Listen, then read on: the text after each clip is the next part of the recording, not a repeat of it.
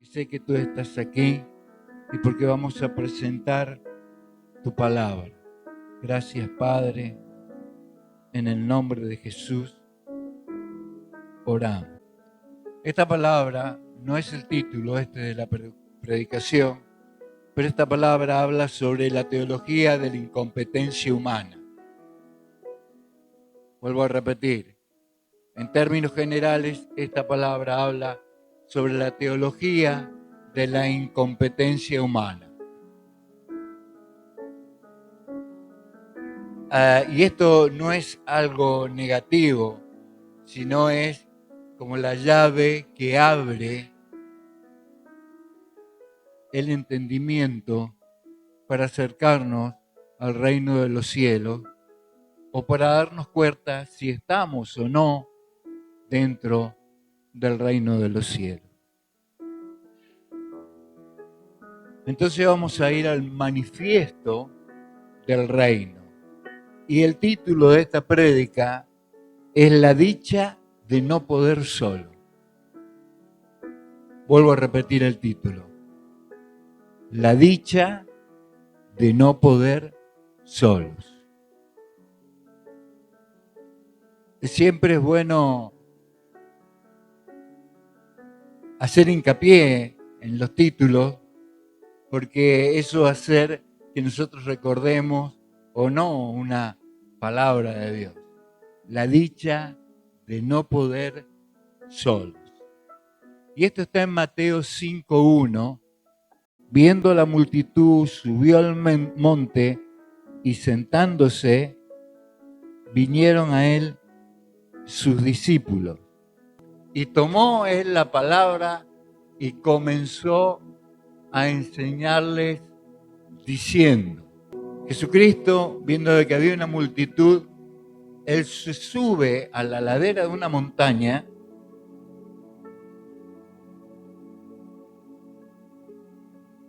y comenzó a hablar.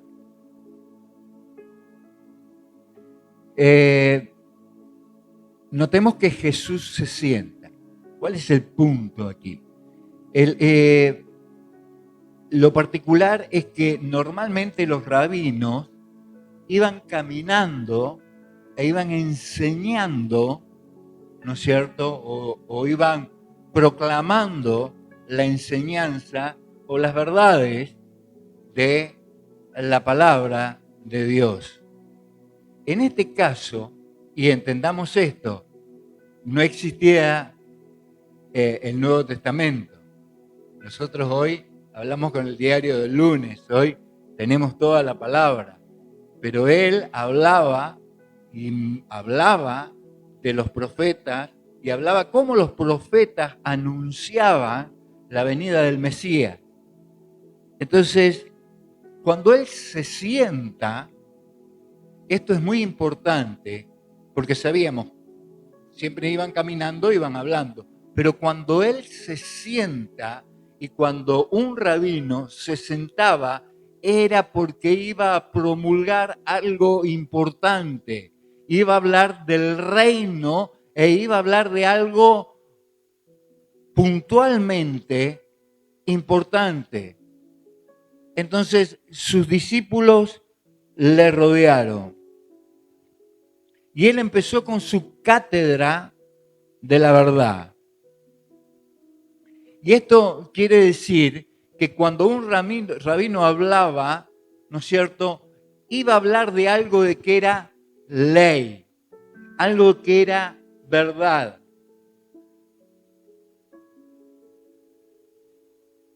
Y lo particular de este texto y que se malinterpreta muchas veces, él estaba sugiriendo no un estilo de vida, estaba sugiriendo y estableciendo la constitución de la verdad espiritual. Entendamos esto, siempre que hablamos de las bienaventuranzas, estamos hablando de un estilo de vida, algo que nosotros debemos alcanzar, algo por lo que nosotros debemos esforzarnos, pero nada que ver tiene las bienaventuranzas con esto que nosotros pensamos o se nos ha predicado muchas veces.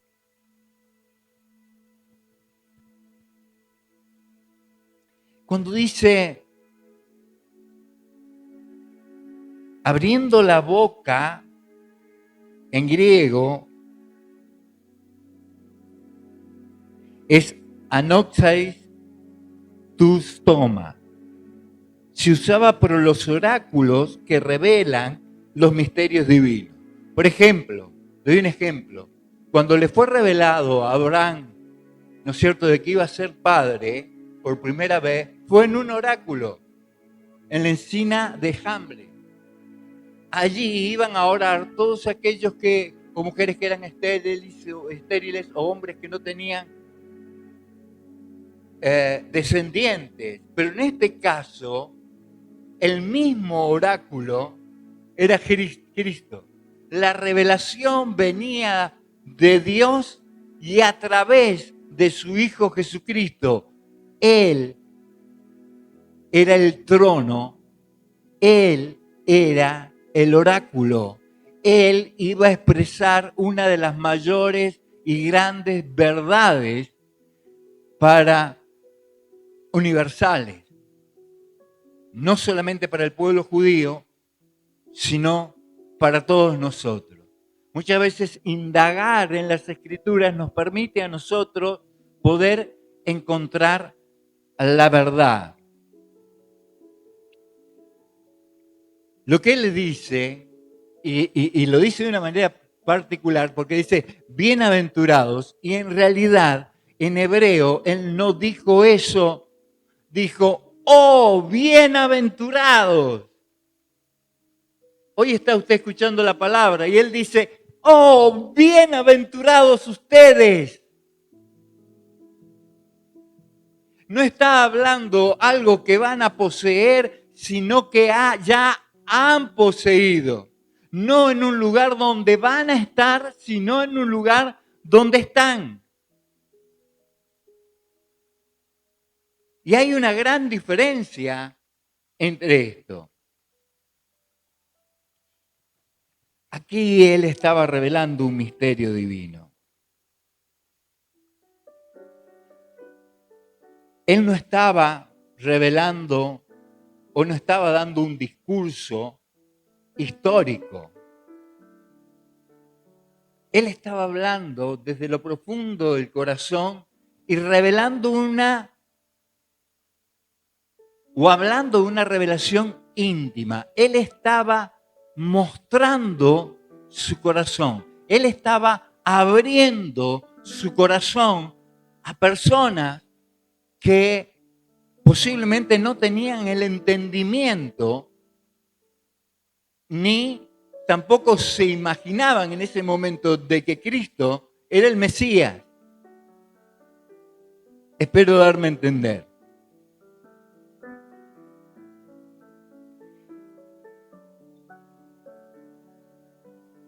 Cuando Moisés recibió las tablas, la ley se escribió sobre piedras.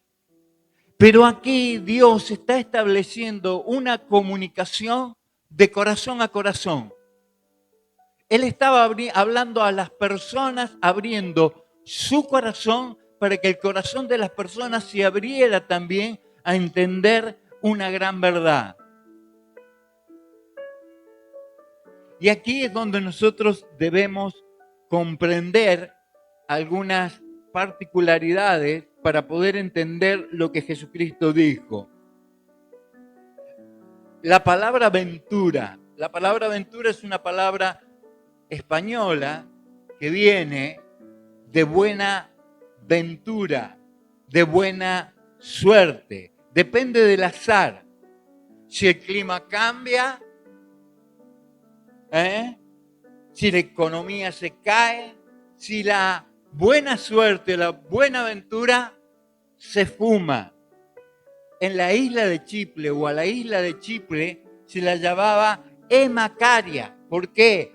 Los antiguos le decían la isla feliz, porque tenía todo lo necesario para la autosubsistencia, ¿no?, de las personas. Todo lo suficiente. Lo que quiero decir con esto es que Cristo, cuando abre su boca, Él está diciendo: yo soy autosuficiente en todo. Es un gozo que te busca a través del dolor. No es que el cristiano deba sufrir, es que el sufrimiento no tiene cabida y no puede cancelar al ser cristiano. Bienaventurados, oh bienaventurados, felices ustedes, donde a pesar de que están sufriendo, en Cristo es cancelado todo sufrimiento por la esperanza genuina que tenemos en Él. Es muy diferente al querer alcanzar algo. En Cristo ya lo hemos alcanzado. Esto es lo que dicen las bienaventuranzas. No tiene poder sobre las circunstancias, no tiene poder sobre si el viento viene a favor o en contra, si el clima es a favor o en contra, si la economía es a favor o en contra. Te está diciendo: oh, bienaventurado eres, porque escuchas esta palabra y las recibes en tu corazón, no ya en tablos de piedra, sino en tu corazón. Estas son las verdades de mi reino y muchos de ustedes están incluidos en él. Entendamos, el mundo ofrece un gozo como invitado. ¿Sí? ¿Por qué no podemos decir que en el mundo no tenemos gozo? Cuando una mamá tiene su hijo, ¿no es cierto?, hay un gozo tremendo. Es un gozo invitado. Cuando compraste el auto de tu sueño, también tenés gozo, pero es un gozo invitado. Lo que Cristo habla aquí: oh, bienaventurado, oh, gozosos, porque mi gozo es residente. No es un invitado que viene y se va. El gozo de Cristo permanece en nuestros corazones siempre, para siempre.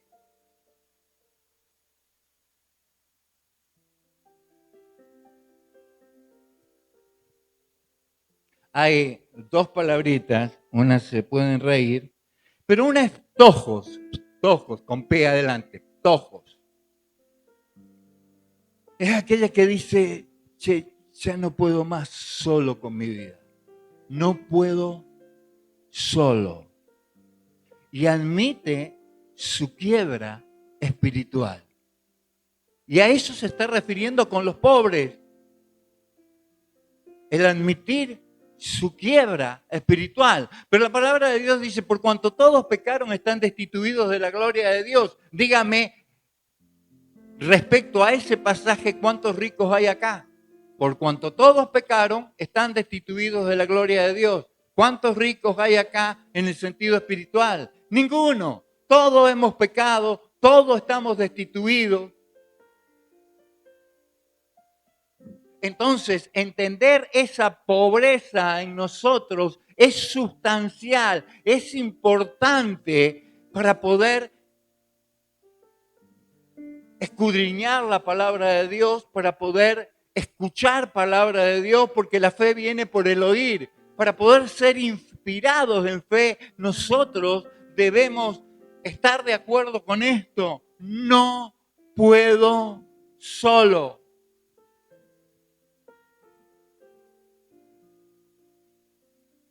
La otra palabra, que yo le pedí que no se ría, porque para nuestro vocabulario es una palabra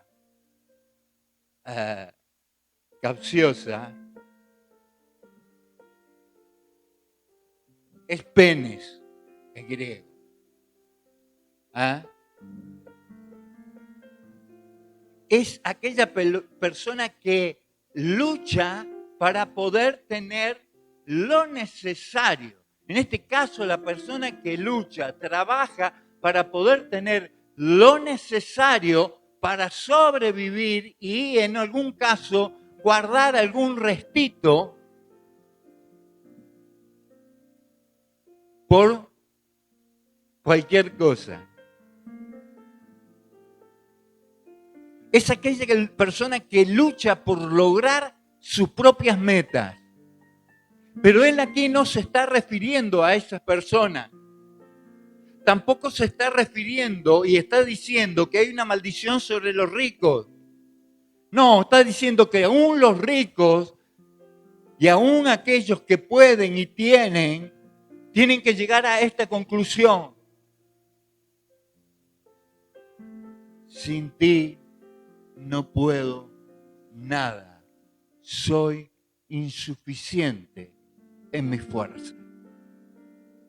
Señor, yo necesito de tu suficiencia. La palabra tojos tiene que ver más con acobardarse, con encogerse, con vergüenza. Como aquel mendigo que está sentado en la calle y que tiene sus pocas pertenencias que no sirven para nada y que está extendiendo su mano diciendo, no tengo nada, necesito de todo. Pero en lo espiritual es decir, no tengo nada, necesito de todo, pero sobre todas las cosas, por sobre todas las cosas que hay en el mundo, necesito de ti. Porque estoy en quiebra, estoy hecho pedazos, estoy hundido en mí. Ando en un auto nuevo, pero cuando estoy a solas me doy cuenta de que no tengo nada. De que estoy en quiebra espiritual, que por todos los medios he tratado de conseguir aquellas cosas que yo pensaba me eran deleitosas, pero solamente fueron invitados que vinieron y se fueron. Señor, yo necesito tu permanencia en mí, porque estoy en quiebra. Porque nada lo tengo. Es un mensaje que por ahí para los jóvenes es más difícil porque están en la plenitud de su juventud. Pero los que hemos ya corrido años, nos damos cuenta de que no tenemos nada. De que sin Él no somos nada.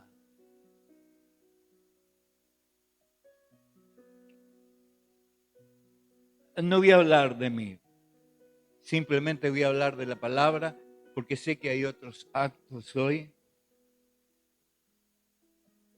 Hay una palabra que es aní, que hace el traspaso de aquel que lo tuvo todo y hoy no tiene nada, está en absoluta quiebra espiritual. Aquel que no tiene ni influencias, ni poder, no tiene prestigio, no tiene nada.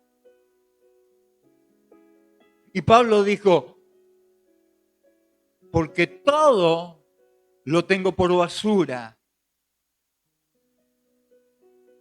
Y parafraseándolo, para decir, solamente en ti, Señor, yo encuentro mi sustento,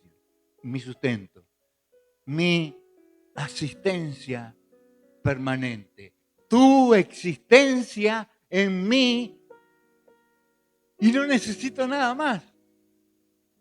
eres tú en mí. Y con eso lo tengo todo.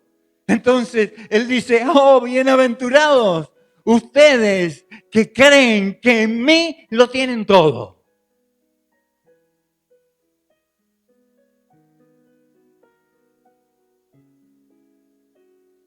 Eso nos lleva a poner toda nuestra confianza en Él.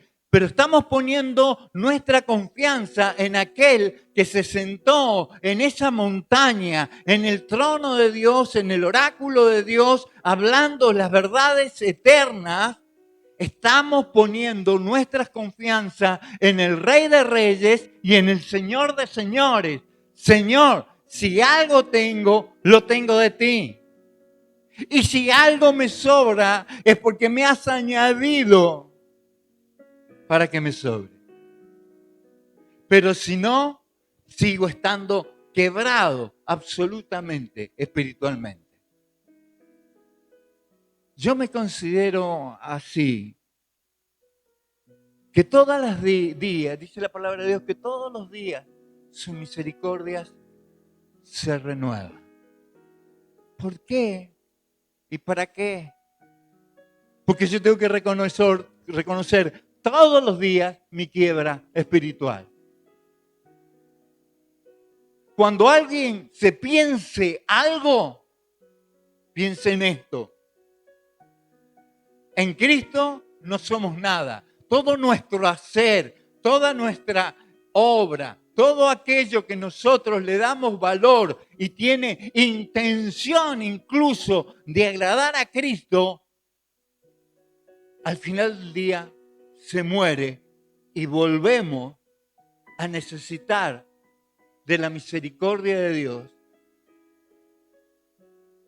por nuestra falibilidad. Es decirle a Dios, si tú no inviertes en mi vida, soy un absoluto desastre.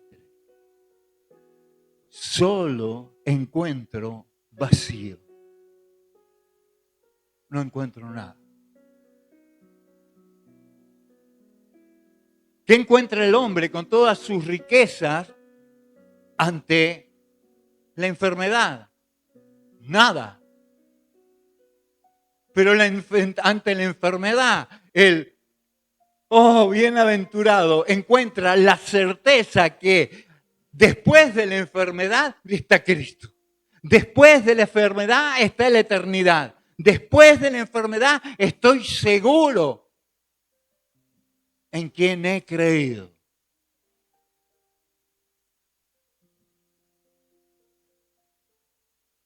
La pregunta es, ¿por qué de ellos es el reino de los cielos?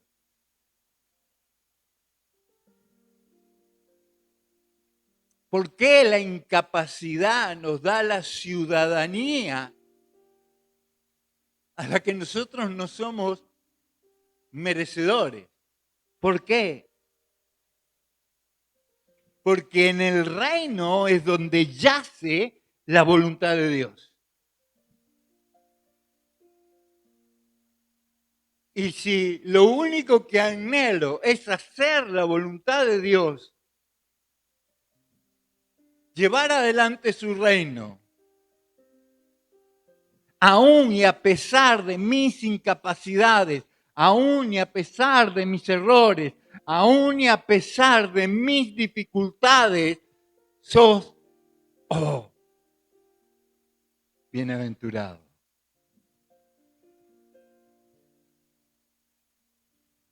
Entonces, el vínculo que nos une con este mensaje es la obediencia. Y uno solamente puede obedecer a aquel que nos brinda toda la confianza. ¿Hay alguien en el mundo que nos pueda brindar toda esa confianza? Tu ser querido, tu familia, tus amigos. ¿Hay alguien que vos puedas confiar absolutamente, abriendo tu corazón y declarándole todo? No. El único que nos brinda esa suficiencia de confianza es Jesucristo, nuestro Señor, aquel que murió en la cruz del Calvario, que resucitó, que ascendió a los cielos y que envió a nosotros al Espíritu Santo para que en estos momentos esté hablando a tu corazón, a tu mente, a tu espíritu, diciéndote, quiero recibirte, oh bienaventurado. El reino de los cielos no es el premio por el mérito de ser buenos. Es el regalo por el ser conscientes de nuestra naturaleza, conscientes de nuestra pecaminosidad, conscientes de nosotros mismos.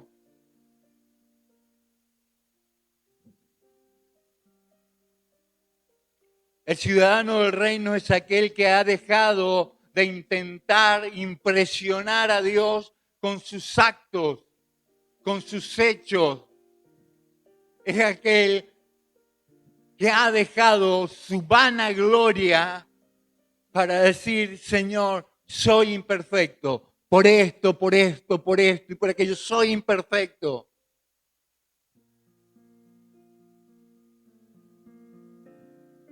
Los padres buscan perfección en sus hijos. Los hijos buscan perfección en sus padres. La esposa busca perfección en su esposo y viceversa. Pero nunca, nunca la vamos a encontrar. ¿Por qué? Porque somos parte de la imperfección de ese pecado. Pero sí podemos encontrar perfección en Cristo. Sí podemos ver al otro como a Cristo. Y aquí entra el amor ágape de 1 Corintios 13.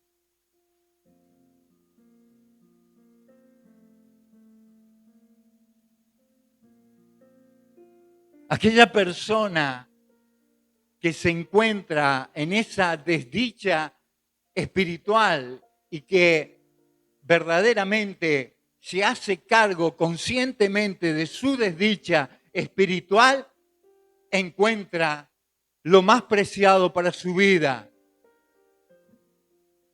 la herencia del Padre, vida eterna.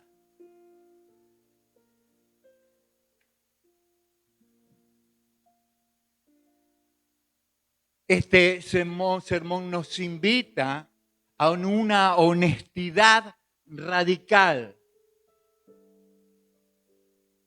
Dejar de definir que nuestra fe es un edificio sólido, construido por ti. Debemos admitir que a las puertas del Rey, de aquellas personas que estaban sentados allí tan cerquita del oráculo, tan cerquita del trono de Dios en esa montaña, estaban diciendo, estoy en decadencia espiritual y te necesito, mi Señor. Nada de mis obras, sirve a este propósito.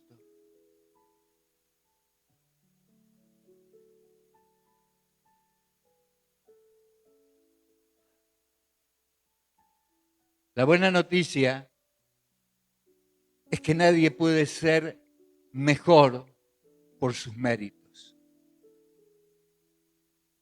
No hay mérito que te alcance. No hay mérito que Dios reciba tan trascendente como para que decir mereces el reino de los cielos. No hay ningún mérito.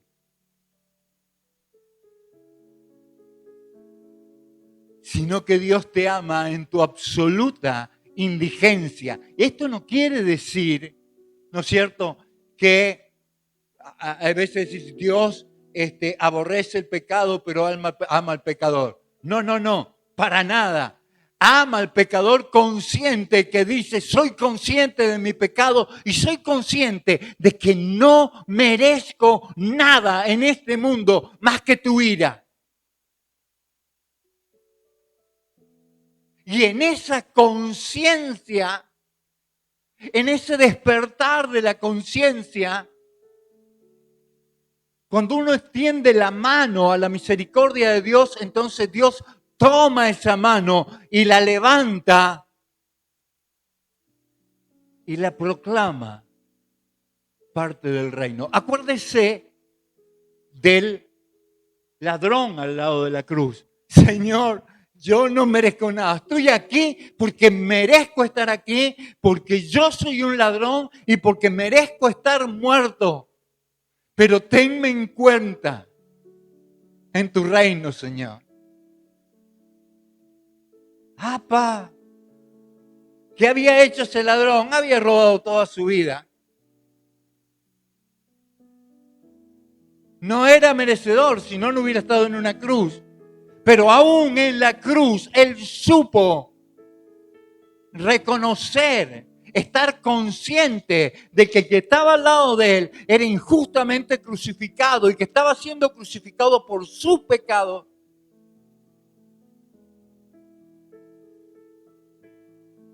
¿Y qué adquirió? Una herencia eterna. Las bienaventuranzas no son una meta que nosotros alcanzamos por nuestra propia voluntad. Es un estado de descanso cuando finalmente te das por rendido. Este es el final de la prédica. La pregunta es, ¿estás rendido delante de Dios? ¿O simplemente vives en el gozo circunstancial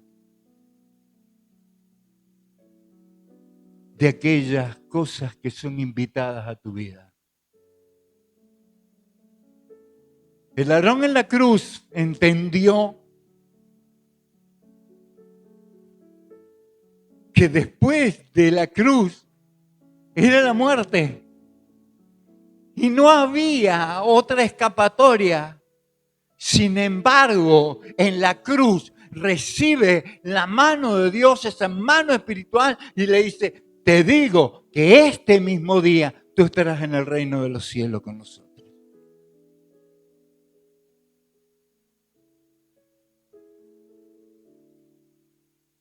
Hasta aquí llegó la prédica y espero que tú puedas comprender y puedas entender la importancia de esta palabra para nosotros. Que Dios les bendiga, reciban su palabra, la palabra de Dios en su corazón y que el gozo de Dios se manifieste en sus vidas. Amén.